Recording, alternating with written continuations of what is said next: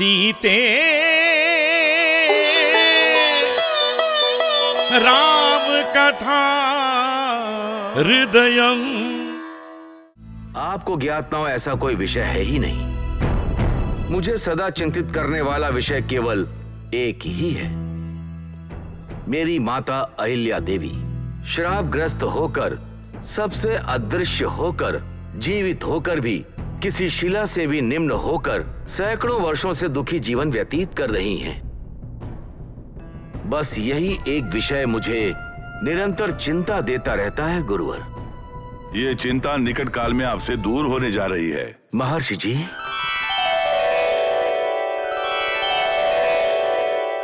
अहिल्या देवी श्राप से विमोचित हो चुकी है शतानंद जी। हाँ, ये आप क्या कह रहे हैं? मेरी माता श्राप से विमोचित हो चुकी हैं। कितना संतोष करने वाला विचार व्यक्त कर रहे हैं आप। घटना से क्रोधित होकर गौतम जी ने श्राप दिया था और श्राप का परिहार मार्ग भी सूचित किया था। वैसे ही परम पूज्य दशरथ पुत्र श्री रामचंद्र ने गौतम जी के आश्रम के द्वार को पार करते ही विद्युत संचारित करके अहिल्या के श्राप को विमोचित कर दिया।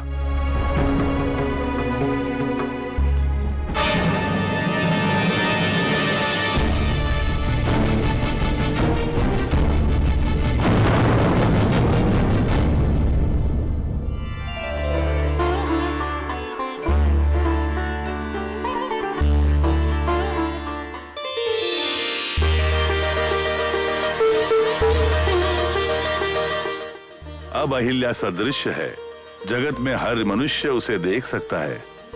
आह गुरुवर, आपके कहे वचनों को सुनने पर मुझे जो आनंद हो रहा है उससे मैं कहीं मुख ना हो जाऊं, मुझे ऐसा लग रहा है।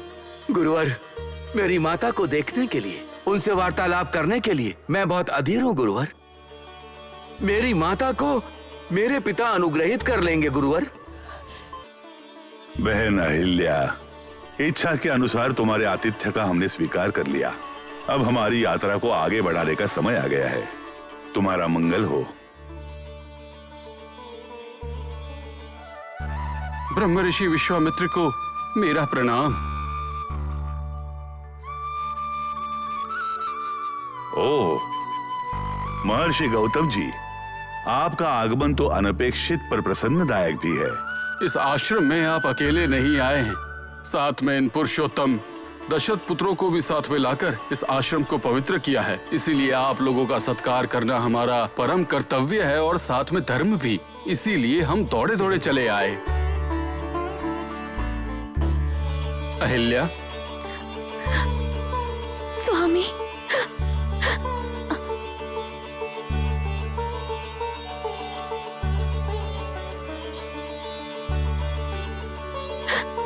स्वामी,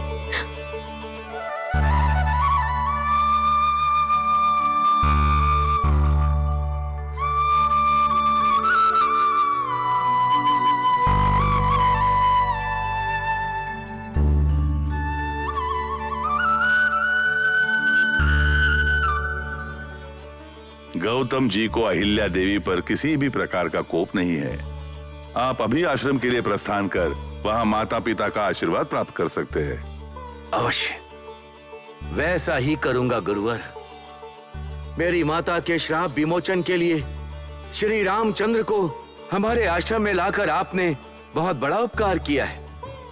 आपको मेरा कोटि कोटि प्रणाम। तेन विना तृणा भी न चलते। सभी देवों का अनुग्रह है शतानंद जी।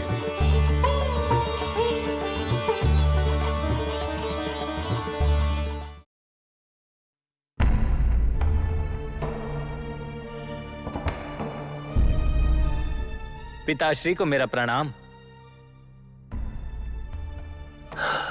सदा कीर्तिशाली रहो। पिताश्री, आप मुझसे कुछ वार्तालाप करना चाहते थे? हाँ, बताता हूं। आओ बैठ जाओ। ठीक है।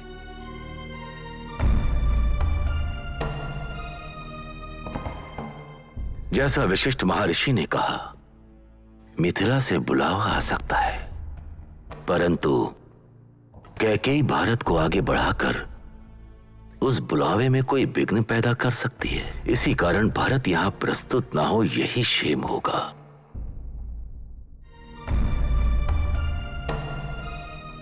सीते राम कथा हृदयं